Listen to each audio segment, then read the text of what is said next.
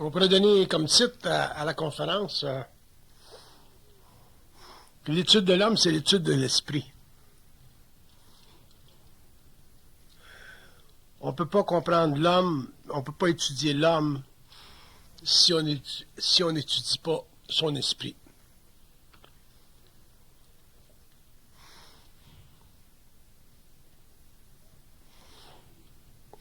Étudier l'esprit de l'homme,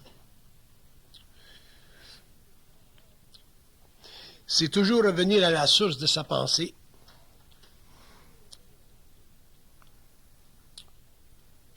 Et ça équivaut à entreprendre un long pèlerinage qui lui fait découvrir au cours de son évolution psychologique le mensonge qui est à la source de sa conscience mentale. Quand je parle du mensonge, je ne parle pas du mensonge dans un sens moral du terme, mais je parle du mensonge dans le sens de la retenue de l'information. Un homme qui n'aurait aucune retenue d'information dans le mental aurait une clairvoyance absolue dans la vie.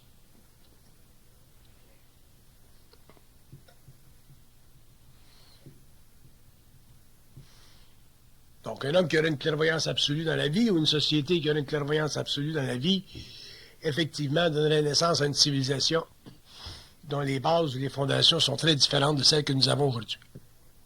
L'homme pourrait se protéger à 360 degrés contre toutes les formes ou les avenues du malheur qui constitue son expérience astrale sur le plan matériel.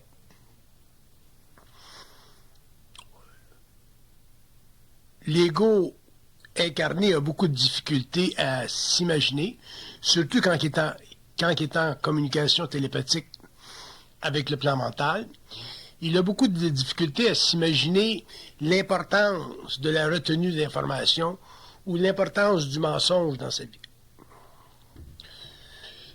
Parce que l'ego, en relation avec le mensonge ou en relation avec la vérité, en général, il traite avec l'homme, il ne traite pas avec les esprits.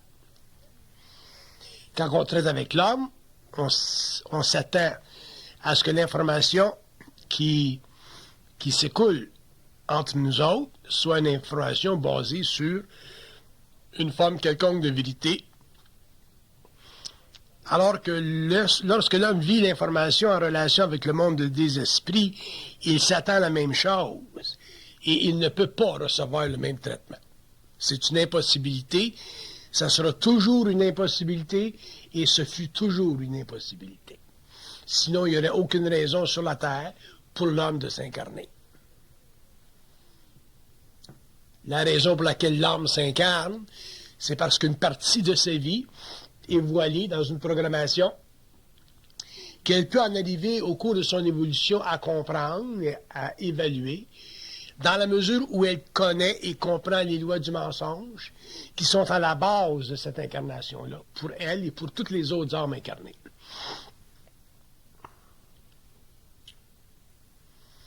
Un homme qui n'étudie pas son esprit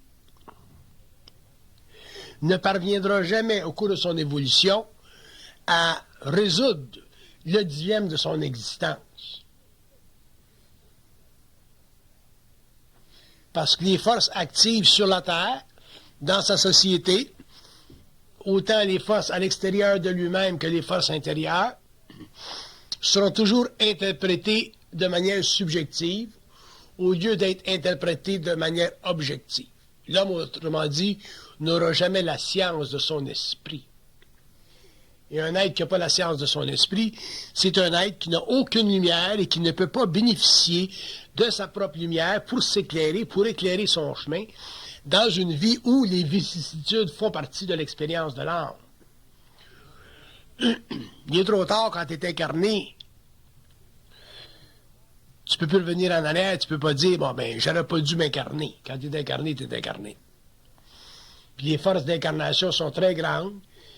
Puis l'homme ne peut pas facilement se libérer de son corps matériel pour revenir au plan astral. On le sait, ça.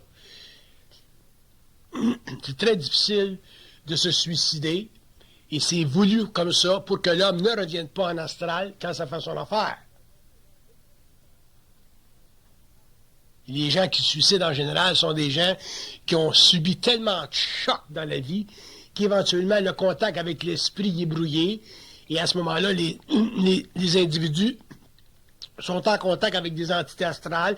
Et à ce moment-là, ça devient plus facile pour elles, ces individus-là, de se libérer de leur corps matériel. Parce qu'elles ont vécu un gros choc au niveau du corps émotionnel.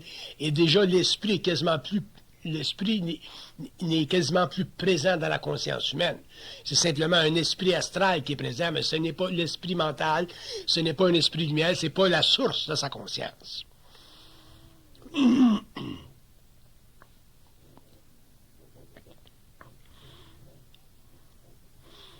Quand je dis qu'étudier l'homme, c'est faire l'étude de son esprit, ça veut dire plusieurs choses. Ça veut dire étudier le mensonge, autrement dit la retenue d'informations. Puis c'est important que vous compreniez que quand je parle de mensonge, je ne parle jamais de mensonge dans le sens judéo-chrétien du terme. Le mensonge, c'est une retenue d'informations. Parce que si vous ne le comprenez pas comme ça, vous ferez des erreurs d'expérience dans l'avenir. Donc, l'homme doit faire des études, comprendre le mensonge ou la retenue d'informations. Il doit aussi comprendre et réaliser que l'esprit, sur le plan mental, est complètement en dehors de la forme. Donc, étant en dehors de la forme, l'esprit n'a aucune relation émotionnelle avec l'homme.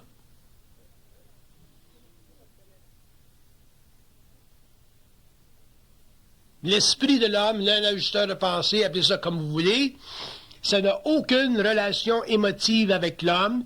Ces intelligences-là sont trop loin en dehors de la forme, trop loin dans d'autres temps. Ils ont une connaissance trop avancée de l'homme pour s'assujettir à des états d'esprit qui conviennent simplement à la nature humaine. Ça, c'est très important pour l'homme de comprendre ça. Une fois que l'homme a commencé à réaliser que l'esprit n'a réellement aucun lien émotionnel avec lui, et que dans la mesure où il apparaît être humanisant, dans la mesure seulement où il apparaît être humanisant, c'est simplement pour balancer la vibration chez l'homme, pour balancer la vibration de ses corps, pour le faire reposer et pour un peu l'éloigner temporairement de la souffrance existentielle. Et même ça, l'apaisement, si vous voulez, l'apaisement spirit, qui vient du plan mental, ça fait autant partie des lois du mensonge et de la retenue de l'information que d'autres choses. Parce que la preuve, c'est que quand vous vivez quelque chose, ou si vous vivez quelque chose par rapport au mental et que vous vous posez des questions et qu'on vous donne des réponses, on va toujours chercher à vous relaxer, à vous dire, bon, ben, tout est correct, inquiète-toi pas, ça va s'arranger. Puis effectivement, tout est correct, tout s'arrange. Mais tu passes toute ta vie à entendre parler que tout est correct puis tout s'arrange. Puis dans le fond, c'est pas que ça s'arrange pas, c'est que ça se modifie constamment. C'est important de comprendre ça. Il n'y a rien qui s'arrange sur le plan matériel. Et si vous regardez les choses sur le plan le plus foncier du terme, regardez simplement votre corps physique. Votre corps physique, d'année en année, puis d'année en année, il se détruit, il s'affaiblit, puis éventuellement, il va vers la mortalité. Fait qu'il n'y a rien qui s'arrange. Tout se modifie. Et le secret de la compréhension en ce qui concerne le monde spirit, le monde du mental, le monde de la lumière, le monde de la conscience, tous ces mots-là, le secret, c'est de réellement comprendre comment traiter avec les forces du mental qui sont à la source de notre conscience. Ça prend beaucoup de maturité pour être humain, pour être homme, dans le sens conscient du terme. Ça prend beaucoup de maturité pour être homme dans le sens mental du terme. Ça prend beaucoup de maturité pour savoir que rien s'arrange, mais que tout se modifie dans la mesure où, avec le temps, tu apprends à traiter avec ta programmation, d'une manière de plus en plus facile, parce que tu apprends à réaliser, à moins te faire jouer d'un cheveu, ainsi de suite, puis à être moins victime du mensonge. Mais l'esprit sera toujours devant l'homme, en avant de l'homme, parce que l'esprit est dans un autre temps. Puis quand l'homme aura réalisé ou pensera que finalement il a compris tout, il s'apercevra que l'esprit a encore beaucoup de choses à y enseigner.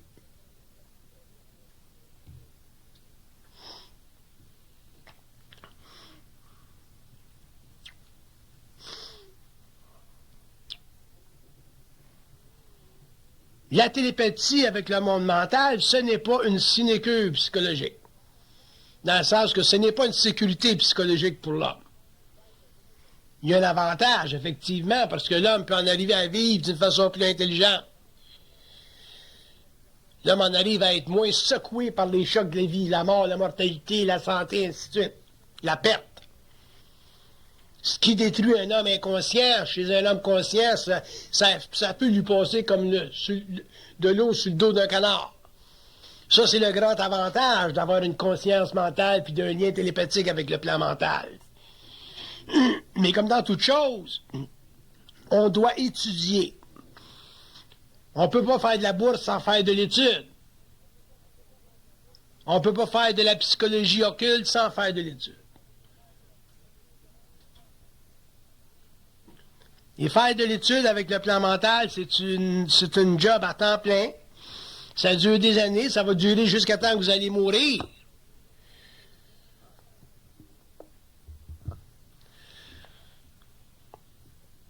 Par contre, ça se discute pas, la valeur ne se discute pas, parce qu'on ne peut pas discuter la valeur de la conscience. La conscience, c'est de l'intelligence. Là, moi, le choix de vivre dans une conscience évolutive, ou il y a le choix de vivre dans une conscience évolutive, dépendant où il se situe, par rapport à la reconnaissance des lois du monde de l'esprit, auxquelles on a accès de plus en plus aujourd'hui, à cause de l'avènement de la fusion sur le plan matériel.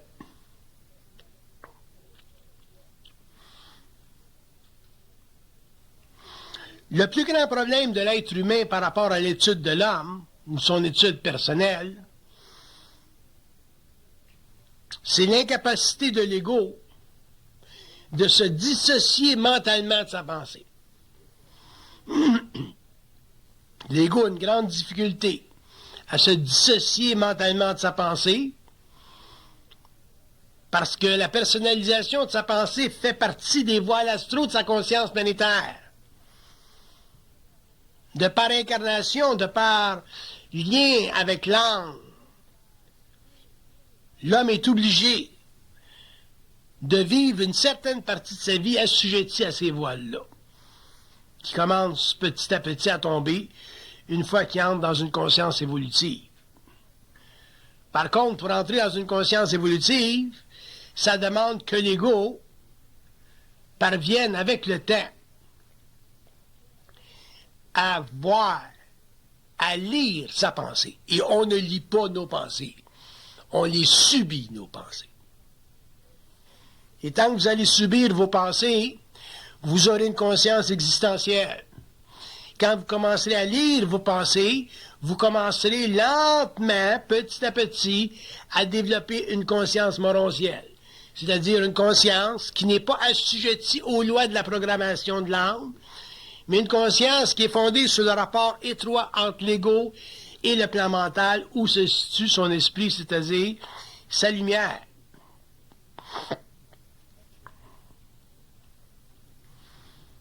On a tendance aussi à vouloir personnifier notre contact, le contact. On a tendance à vouloir personnifier la télépathie, lui donner une caractéristique quelconque, dépendant de nos origines sociales, dépendant de nos cultures, dépendant de nos religions, et ainsi de suite. Pour un catholique, il va dire, bon, je suis en contact avec Michel Archange. Pour un juif, il va être en contact avec d'autres choses. Pour un arabe, il va être en contact avec d'autres choses. Et l'homme doit comprendre éventuellement que les formes utilisées par le monde, par les esprits, dans leur conversation avec l'homme, dans le but d'éclairer une sorte de relation ou d'émettre ou de créer une sorte de relation avec l'homme, ce sont simplement des formes, ça, qui sont utilisées pour calmer l'ego, pour apaiser l'ego dans son anxiété occulte ou existentielle. Mais dans le fond, ces formes-là n'ont aucune validité sur le plan mental. Elles font simplement partie des archétypes des religions qui ont été utilisés pendant l'évolution pour créer les voiles nécessaires au développement d'une conscience spirituelle sur une planète qui était totalement découpée des origines de la conscience humaine.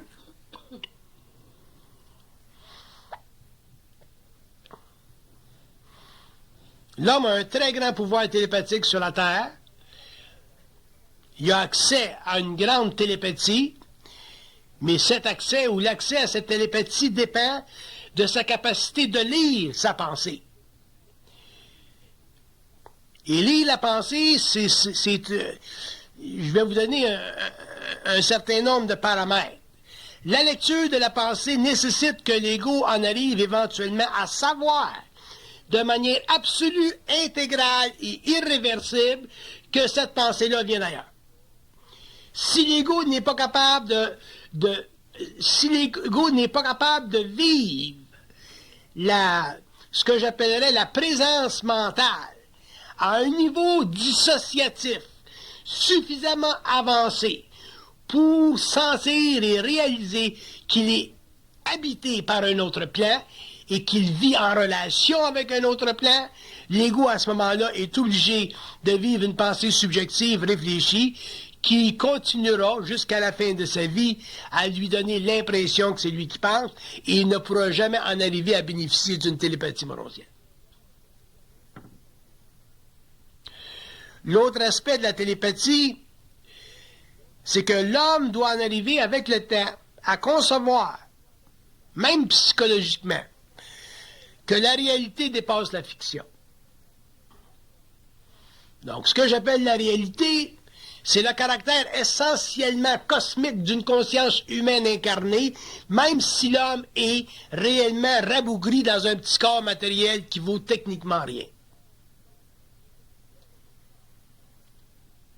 Si l'homme n'est pas capable de prendre sur lui-même le poids de cette réalisation-là, il ne peut pas à ce moment-là se fixer dans sa propre lumière, et il n'est pas capable de voir les contours astrales de sa conscience réfléchie, de sorte qu'il devient très très difficile pour lui d'accéder à une télépathie morontielle, c'est-à-dire à une télépathie ou à une forme de communication qui durera avec lui lorsqu'il sortira de son corps matériel à la fin de sa vie matérielle.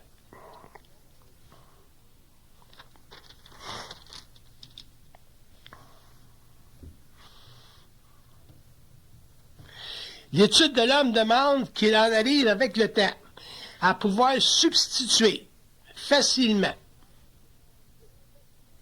la conscience de son jeu pour une conscience libre. Dans le jeu, l'homme n'est pas libre. Dans le jeu, l'homme est restreint à une convention psychologique établie par les forces astrales de l'évolution, donnant à son ego l'imprimatur d'une conscience intégrée alors qu'elle ne l'est pas intégrée, cette conscience-là. Elle fait partie simplement des voiles astraux qui créent dans la conscience réfléchie de l'ego l'impermanence de son moi temporel ou de son moi planétaire. Pour que l'homme en arrive à réellement comprendre les lois occultes de sa conscience, pour que l'homme en arrive à comprendre le phénomène humain, ce qui a été une impossibilité pendant l'évolution, même à partir depuis le temps des Grecs et de Socrate, c'est parce que l'homme n'a jamais été donné à l'homme de prendre conscience des assises cosmiques d'un moi universel qui n'appartient pas à l'ego et qui ne fait pas partie des dimensions astrales de la conscience planétaire incarnée de l'homme, protégé par les lois de l'incarnation et aussi protégé dans un sens par les lois de la programmation. Il y a beaucoup plus au mystère humain que l'on pense. Et l'homme découvrira avec le temps, au fur et à mesure où il évoluera, que la relation entre lui et le plan mental, ou la relation entre lui et les essences cosmiques de la conscience, ou les plans de la conscience universelle, sont des relations absolues qui ne peuvent pas être étudiées à partir d'une conscience relative. Et une conscience relative, c'est une conscience qui pense. C'est pour ça d'ailleurs qu'il n'y a jamais eu de conscience universelle sur la Terre. Les hommes ne se sont jamais compris et les religions ont tenté d'universaliser la conscience à travers un catholicisme universel qui est simplement un effort psychologique pour prendre le contrôle de la conscience spirituelle de l'homme sur la Terre.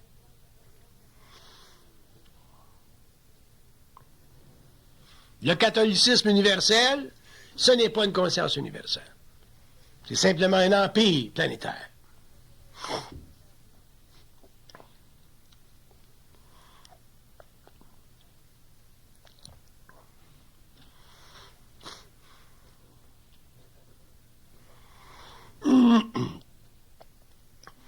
L'analyse du jeu, c'est-à-dire la prise de conscience intégrale du moi planétaire, est basée sur l'absence de réflexion.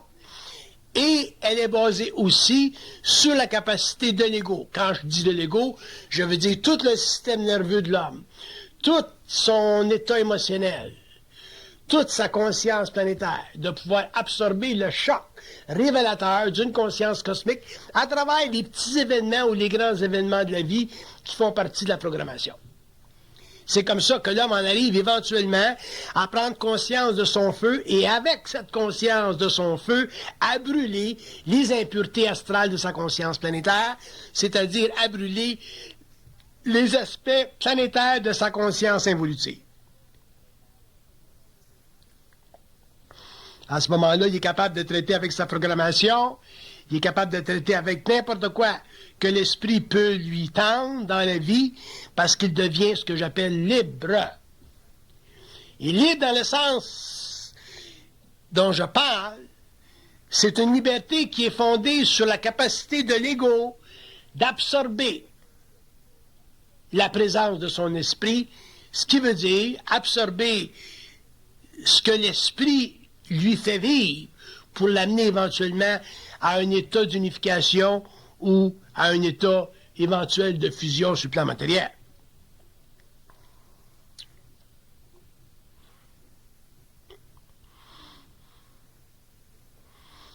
Le problème avec la philosophie et la psychologie de notre civilisation, c'est que la philosophie réfléchit sur les états de pensée et la psychologie réfléchit sur les états d'être, et ni un ni l'autre n'est capable de résoudre le problème de l'homme. Ni un ni l'autre n'est capable de répondre aux questions fondamentales de l'homme, et on s'amuse pendant des siècles à jouer avec des idées, alors que l'homme lui-même perpétue son propre malheur, sa propre souffrance, et continue à vivre à l'extérieur de la sphère libre de sa conscience universelle. C'est pour ça que l'homme est un être existentiel, il a une intelligence animée par les forces de l'âme, et souvent une intelligence qui est très affectée par les plans astraux, et il n'est pas capable, sur le plan matériel, d'avoir une conscience pleine, c'est-à-dire de savoir où il s'en va, d'où il vient et pourquoi il est ici sur la Terre.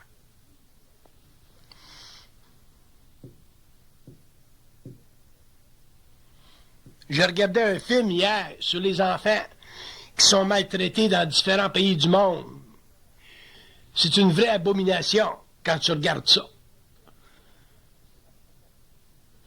Les gens qui ont fait ce reportage-là sont allés un peu partout dans le monde, en Amérique du Sud, en Afrique, sont allés en Grèce, en Russie, et ainsi de suite. Et si tu regardes le malheur humain ou la souffrance humaine avec des yeux de l'âme, t'es fait à l'os. Tu vas souffrir, tu vas vouloir devenir un missionnaire, puis tu vas souffrir toute ta vie. Puis tu comprendras jamais que les hommes qui sont sur la terre, dans quelque station qu'ils sont, quelles que soient les infirmités qu'ils subissent, quels que soient les pays où ils sont incarnés, quelle que soit la nature de leur mal, ou la source de leur mal, ou les conditions de leur mal, tout ce que l'homme vit sur la terre fait partie d'une programmation. Et cette programmation fait partie des lois karmiques. Et les lois karmiques font partie des lois cosmiques de la vie à tous les niveaux. Donc un homme qui est moindrement conscient et qui voit les abus contre la vie, éventuellement en arrive à sécher ses larmes et à ne plus pleurer pour la souffrance de l'homme sur la terre. Là, vous allez dire, ben oui, mais si tout le monde pense comme vous, qu'est-ce qui va se passer? Il n'y a personne qui va aider personne. Il y aura toujours assez de monde qui ne pensera pas comme vous pour faire la job. Fait que cassez-vous pas la tête.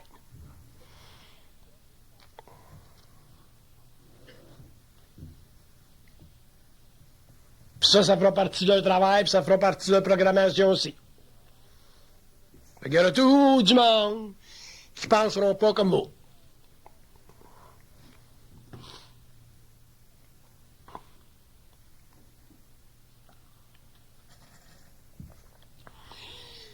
Parce qu'à partir du moment où l'homme commence à prendre conscience qu'il développe une grande, grande sensibilité intérieure, il est techniquement toujours sur le bord des larmes. Toujours. C'est une affaire de rien, pleurer. C'est une affaire de rien, voir l'inconscience. C'est une affaire de rien, voir la souffrance. C'est une affaire de rien. Il a simplement à regarder et à voir.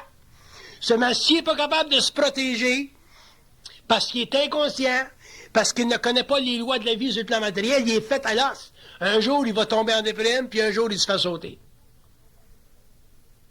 Tu ne peux pas vivre dans une société comme aujourd'hui, qui est extrêmement difficile, qui est extrêmement aliénante, et ne pas posséder tous tes esprits. Tu as besoin de tous tes esprits. Tu as besoin de toute ta lumière pour fonctionner aujourd'hui. Fait que si une partie de cette lumière-là que tu donnes, ou que tu renvoies dans le monde, parce que tu es spirituel, ou parce que tu es sensible, parce que tu ne comprends pas les lois de l'incarnation, ou parce que tu vois un petit gars à la télévision qui est tout décrissé, puis tu te sens responsable pour tout ce qui se passe, ben, tu vas finir comme un vrai niaiseux, tu pourras pas piler sur une bébête, tu pourras pas tuer un maringouin, puis finalement, c'est toi qui vas te tuer. J'en connais du monde, mais qui ne sont pas capables de tuer un maringouin. Ils sont rendus des vrais maringouins, là.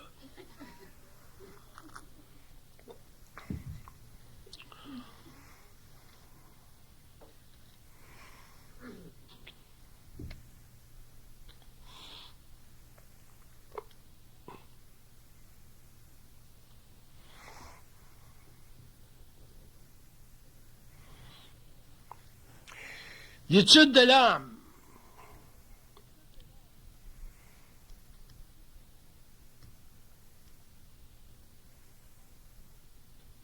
C'est une quête, c'est un mouvement vers la perfection de son ego. Il faut que l'homme en arrive graduellement à vivre, à savoir qu'il a un ego parfait. Un ego parfait, ça veut dire un ego qui n'est plus assujetti aux lois astrales de la conscience planétaire. La perfection, ça n'a rien à voir avec la perfection de Dieu. La perfection, c'est un état mental qui permet à l'homme de voir clair tout le temps. Quand l'homme voit clair tout le temps, il y a un ego parfait, c'est-à-dire qu'il y a un ego qui n'est plus assujetti aux forces astrales planétaires de sa conscience évolutive.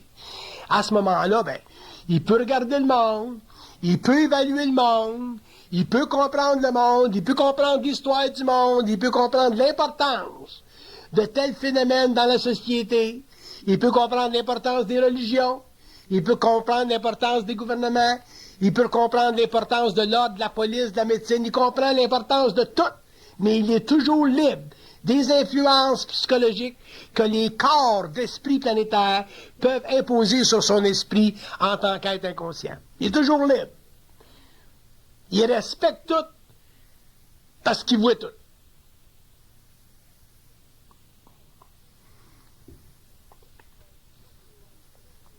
C'est pas biaisé de l'intelligence, c'est intégral de l'intelligence. Un homme est capable de regarder Hitler en 1939 puis voir pourquoi le phénomène hitlérien a pris place sur la Terre. Ça se comprend, ça, occultement. Pourquoi Napoléon est arrivé sur la Terre? Pourquoi César? Pourquoi Gengis Khan? Il y a des raisons pour tout. Ça s'explique tout, ça se comprend tout. L'homme n'a pas à avoir d'attitude par rapport à ci ou par rapport à ça. Il a à comprendre l'esprit de l'histoire, le Weltgeist. Une fois que l'homme comprend le Weltgeist, qu'il comprend l'esprit de l'histoire, il comprend parfaitement sa situation personnelle par rapport à l'histoire et il n'est plus impliqué dans le corridor astral de l'expérience historique. Il est libre.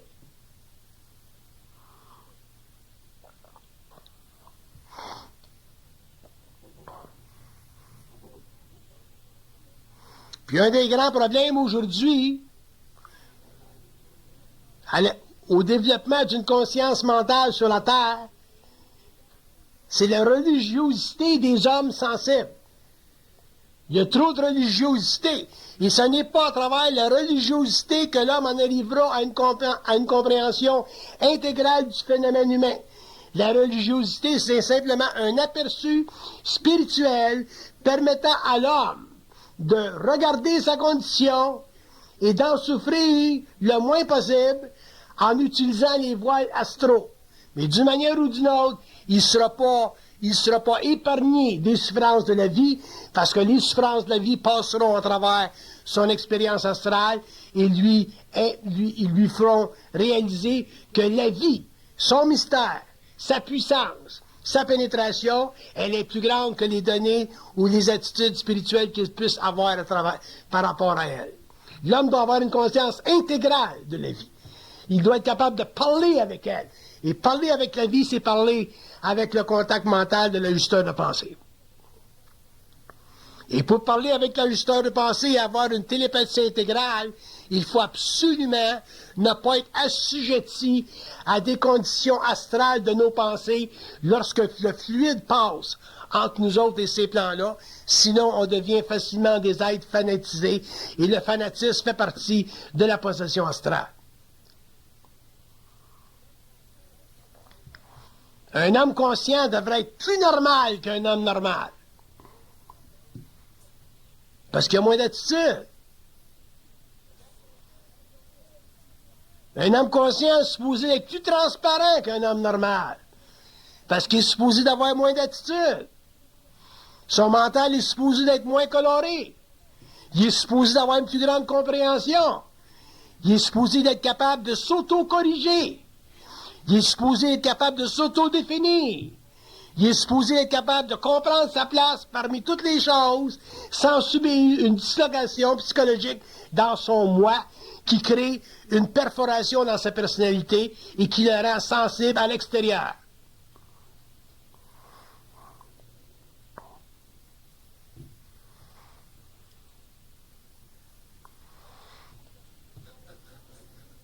Si vous regardez l'histoire des hommes, vous allez réaliser que l'histoire des hommes, elle est basée sur l'obsession. Les hommes qui ont créé les conditions formelles de nos civilisations, que ce soit les civilisations occidentales, que ce soit les civilisations orientales, ont été des hommes extrêmement et grandement possédés par les forces astrales. C'est ça qui leur a donné la puissance. Ce qui a donné la puissance à Hitler, ce qui a donné la puissance à Napoléon, ce qui a donné la puissance au César, ce qui a donné la puissance aux grands conquérants de l'Antiquité. C'est cette grande obsession, cette grande puissance d'âme. L'homme conscient ne peut pas vivre de manière obsessionnelle. Un homme conscient qui vit moindrement de l'obsession est terrorisé intérieurement par des forces astrales dont il n'a pas sur elles la domination. Il n'y a pas d'obsession dans un être conscient. Un être conscient représente et doit ultimement représenter le grand calme dans la tempête. Il n'y en a pas d'obsession.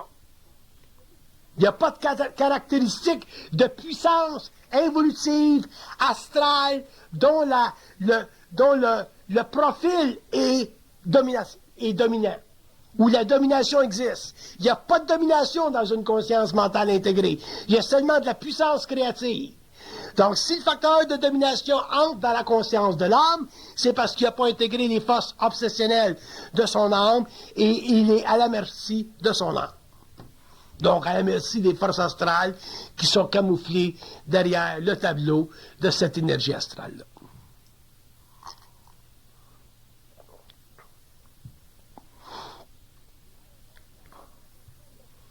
Et la raison pour laquelle l'obsession doit être éliminée de la conscience humaine, c'est parce qu'au fur et à mesure où l'homme va rentrer dans des états de conscience mentale, où son dialogue, ou sa connaissance, ou sa science va dépasser le niveau normal de la société ambiante, si cet homme-là n'est pas libre de la domination, il dominera ceux qui sont autour de lui et il reproduira simplement le même mal qui a été créé pendant l'évolution. En savoir trop, c'est très dangereux si l'homme demeure obsessionnel.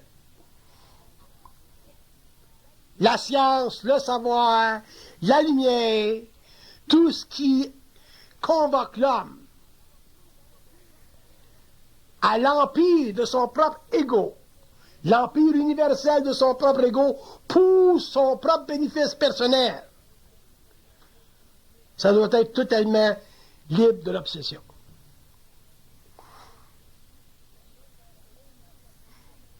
La ligne entre le génie et la folie est très fine. La ligne entre l'obsession et la liberté, elle est très fine. Et l'homme ne réalise pas jusqu'à quel point il n'a pas la maturité pour traiter avec des forces obscures qui représentent ultimement sur la terre la nouvelle convocation de l'homme à la table des esprits. Donc, le caractère obsessionnel d'une conscience ou d'une personnalité, c'est très, très dangereux.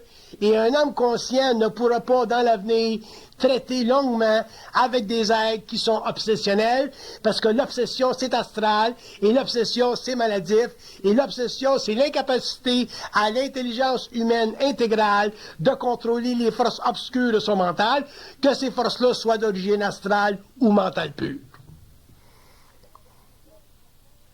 Donc, l'obsession, c'est une chose avec laquelle l'homme doit travailler, et puisque les forces qui s'impriment dans sa conscience sont très grandes, que l'homme a besoin avec le temps d'en arriver à pouvoir les intégrer, ça peut être normal pendant un certain temps que l'homme sente le pouvoir obsessionnel à travers lui, mais il doit en arriver un jour à mettre complètement par terre ces forces-là, les contrôler complètement, sinon l'obsession deviendra le parapluie de son inconscience astrale et il deviendra naturellement, par rapport à ceux qui sont autour de lui, un être dominateur et la domination ne fait pas partie des référents psychiques d'une conscience universelle intégrale.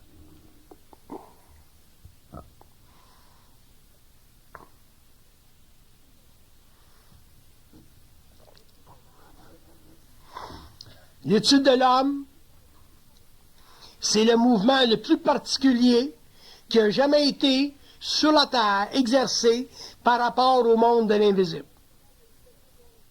Et quand je dis que l'étude de l'homme, c'est l'étude de son esprit, ça veut dire que l'homme ne peut pas comprendre son être, son ego, ne peut pas comprendre sa personnalité, ne peut pas comprendre les assises de sa personne, tant qu'il n'a pas compris sa relation avec les esprits qui sont derrière son expérience matérielle. Que ces esprits-là soient de nature astrale ou que ces esprits-là soient de nature mentale, peu importe. L'homme doit comprendre, savoir ce qui se passe avec lui dans sa tête. L'homme doit comprendre que sa tête, son esprit, c'est une maison et que dans cette maison-là, il y a des esprits qui habitent.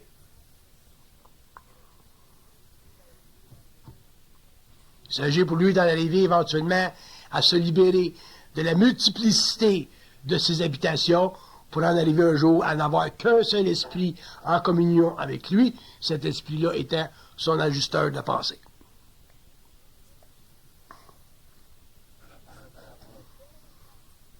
Il y a un trouble fondamental dans la conscience humaine. Il y a une faille fondamentale dans la nature de l'âme incarnée. Et ce trouble et cette faille, c'est l'incapacité de l'homme de réaliser son propre mensonge. Et le mensonge, dans le sens non judéo-chrétien du terme, non moraliste du terme, c'est la retenue de l'information par rapport à sa nature. Un être humain devrait connaître sa nature. L'homme devrait connaître sa nature. Donc, pourquoi l'homme ne connaît pas sa nature? Parce que le lien avec le mental n'est pas suffisamment développé. Et c'est pour ça que pendant l'évolution, l'homme, tel que décrit par Socrate, ne se connaissait pas lui-même. Et c'est une insulte à l'intelligence humaine. C'est une insulte à la conscience humaine de ne pas se connaître soi-même. C'est comme un bateau qui est sur l'eau et qui n'a pas de gouvernail, qui n'a pas de voile. C'est une aberration de l'évolution.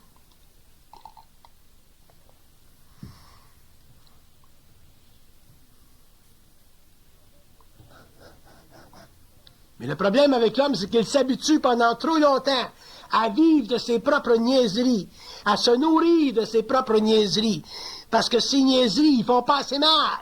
Il va venir un jour où vos niaiseries vont vous faire mal. Il va arriver un jour où vos craintes stupides vont vous coûter cher. Il va arriver un jour où vos jalousies vont vous coûter cher. Il va arriver un jour où vos états d'âme vont vous coûter cher, parce que vous serez obligé de vivre des expériences par rapport à ces aspects astraux de votre inconscience, et les forces occultes vous enverront les événements à la mesure de votre ignorance pour vous amener à vivre une expérience qui, techniquement, devrait vous libérer un jour du connu.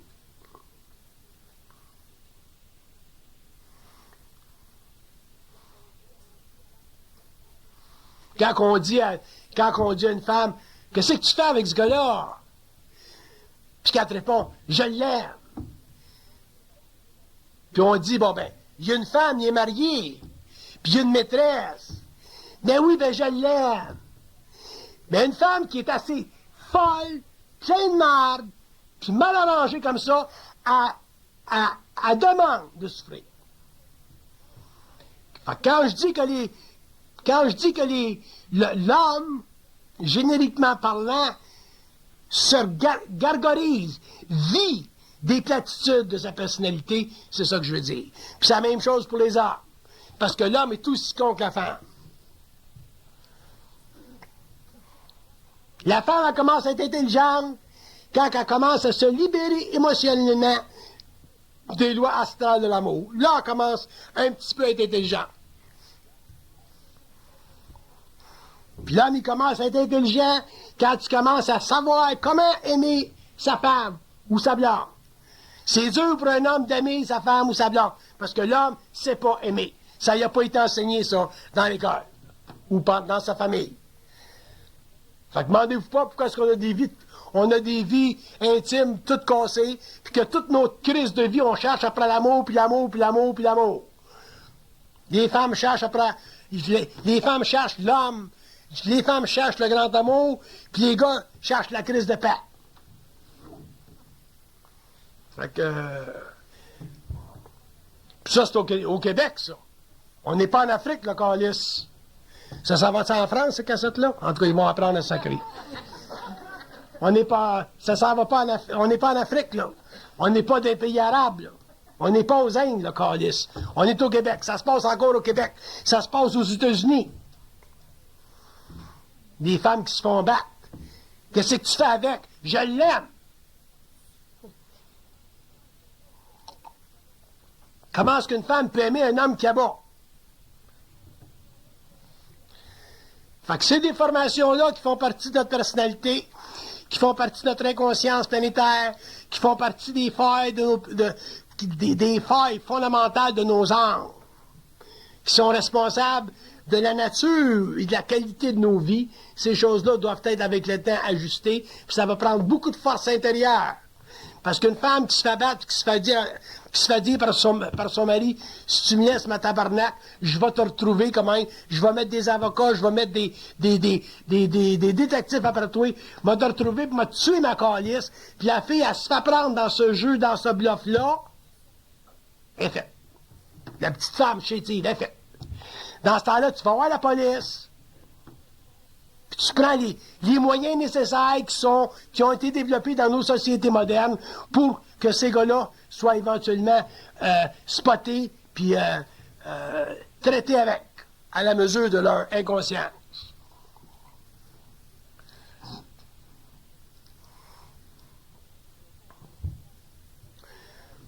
Après ça, on parle. Le monde parle de conscience. Le monde s'intéresse à la conscience. Le monde veut devenir conscient. Ils sont même pas capables de régler ces problèmes-là qui font partie de leurs petites affaires de tous les jours. Puis après ça, ça veut traiter avec le monde des esprits. Vous êtes mieux de boire du coke.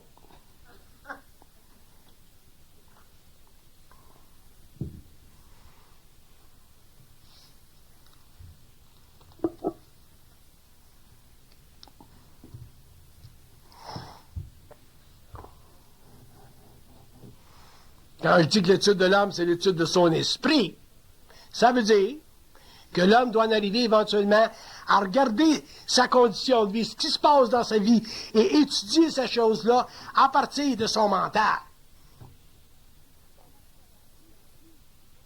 Fait que si tu t'abattes par ton mari, puis tu vas intérieurement, puis tu te poses une question, tu vas en avoir une réponse si tu es capable de la prendre. Peut-être qu'elle va être faible, la réponse. Peut-être qu'elle va venir de loin, la réponse. Peut-être qu'elle n'aura même pas de réponse. Peut-être que tu vas l'avoir dans ton rêve, la réponse. Mais il va en avoir une réponse. Il y en a toujours une réponse. Puis quand il y en a une réponse, vous êtes supposé de la prendre, cette réponse-là, puis partir avec. Commencer à travailler avec. Pas la cacher.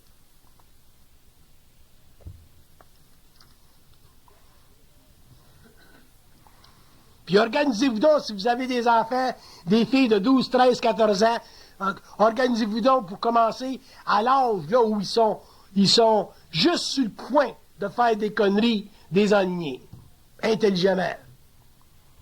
Pas attendre.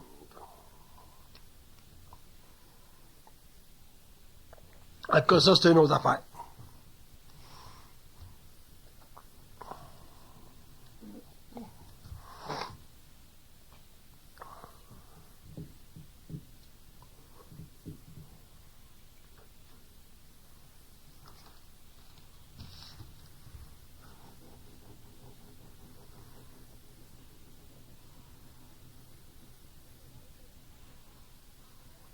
L'étude de l'homme, c'est un face-à-face avec soi-même. Si vous n'êtes pas capable de faire un face-à-face avec vous-même, vous ne pourrez pas vous étudier, vous ne pourrez pas vous comprendre.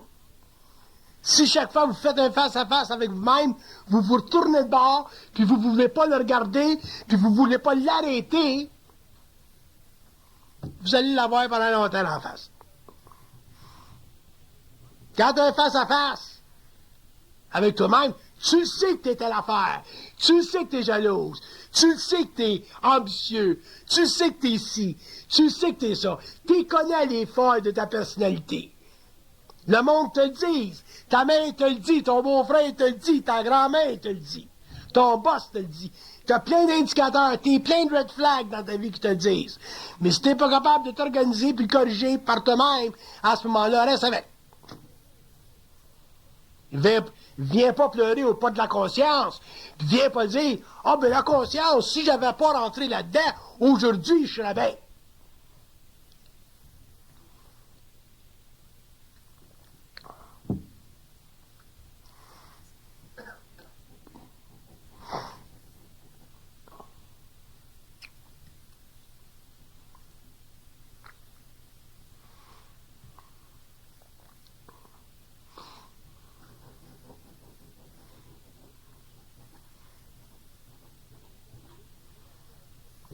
Regardez l'histoire de nos civilisations. Ça fait des millénaires, des siècles, qu'on est en évolution de conscience. Aujourd'hui, on est rendu qu'on a développé des sociétés techniques, scientifiques avancées, puis sur le plan humain, on est encore des sauvages. On ne se connaît pas plus. Fait que l'étude de l'âme, c'est pas facile. Fait que si vous avez la chance d'en voir des facettes de votre personnalité qui sont troubles, des facettes de votre être qui sont plus ou moins déformées. Commencez à travailler dessus. Regardez-les. Regardez-les. Cassez-les. Vous vivez de la culpabilité, cassez-la. La culpabilité, c'est le plus grand problème de l'âme. Le plus grand problème de l'âme. Une des grandes forces astrales sur la Terre, la culpabilité. Si vous n'êtes pas capable de passer à travers ça, vous êtes fait, c'est évident.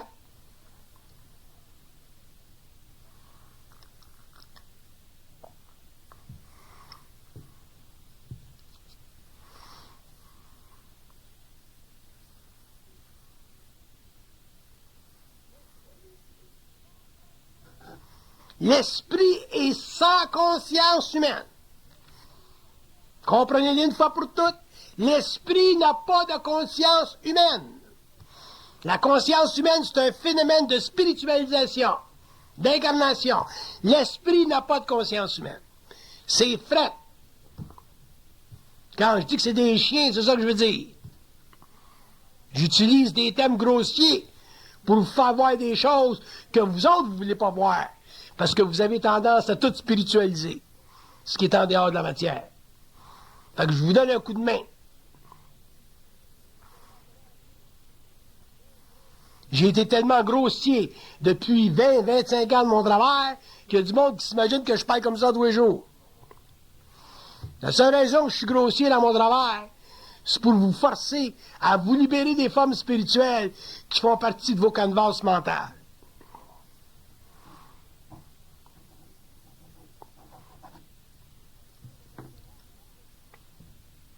Vous avez trop de mémoire de race. Les églises vous ont trop conditionné à penser que le monde des esprits, que les esprits s'approchent du trône de Dieu, qui mangent la marde, toute cette crise de gang-là.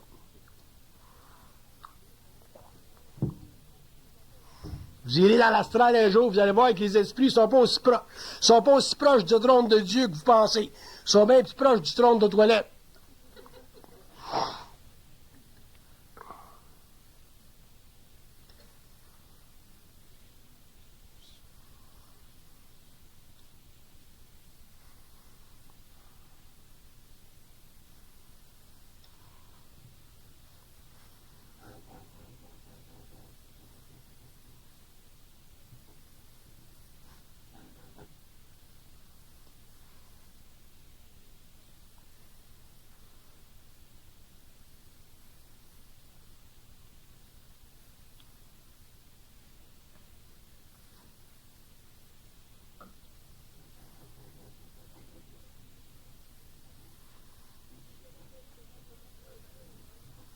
L'étude de l'homme, c'est une ascension vers l'impensable.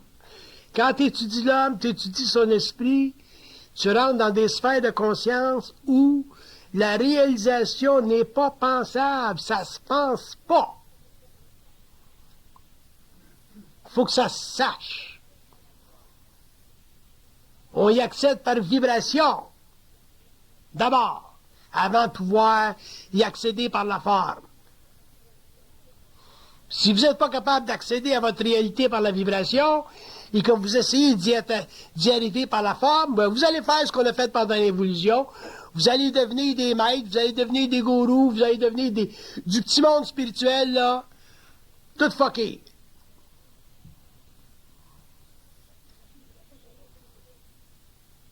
Fucké, ça veut dire qu'ils n'ont pas de volonté.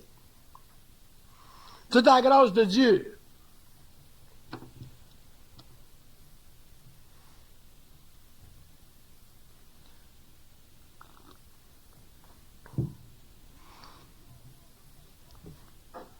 Les révolutions, sous toutes leurs formes, ont toujours nécessité une rupture, une brisure ou un fracas de la forme. Vous ne pouvez pas passer d'un état, que ce soit d'un état historique à un autre, ou que ce soit d'un état mental à un autre, sans être obligé de faire une rupture de la forme, parce que la forme, c'est l'énergie cyclique temporelle qui sert à garder l'homme dans un état d'inconscience pendant un certain temps de son évolution. Il y a des formes qui sont très, très fortes. Très fortes. Les femmes les plus fortes sur la terre, ce sont les femmes des religions, les femmes spirituelles, et ainsi de suite. Et l'homme sera obligé de fracturer ces femmes-là avant de pouvoir rentrer et mettre le pied dans l'antichambre de son propre esprit. Si vous pensez que vous allez rentrer dans l'antichambre de votre esprit à travers la mémoire, les formes, les rituels, les prescriptions des religions, de l'involution, vous avez un doigt dans l'œil, puis l'autre dans l'autre œil. Je suis poli, je pourrais dire dans le cul.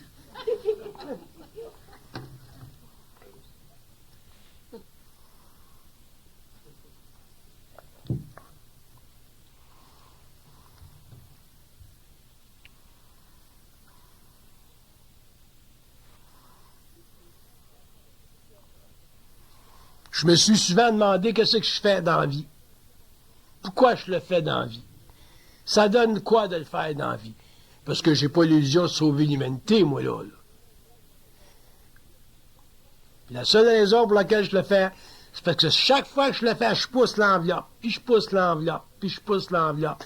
Puis je force toujours l'ego à aller un petit peu plus loin dans le processus accélératif de sa conscience. C'est la seule raison que je le fais. Je vais toujours un petit peu plus loin, puis un petit peu plus loin, puis un petit peu plus loin. Ça fait 25 ans que je vais un petit peu plus loin. Si je donne des conférences pendant un autre 30 ans, je vais toujours aller un petit peu plus loin. Je vais toujours fracturer la forme.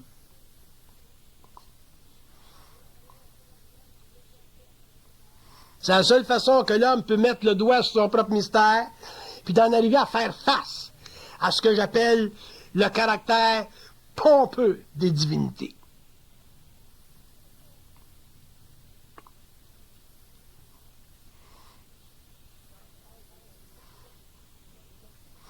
Quand je pense aux Aztèques qui faisaient des rituels humains,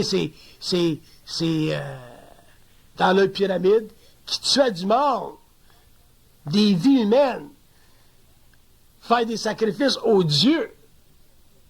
Parce qu'eux autres, ils avaient passé le sacrifice purement des animaux aux dieux. C'était rendu des jeunes filles qui tuaient pour faire plaisir aux dieux. Imagine-toi que...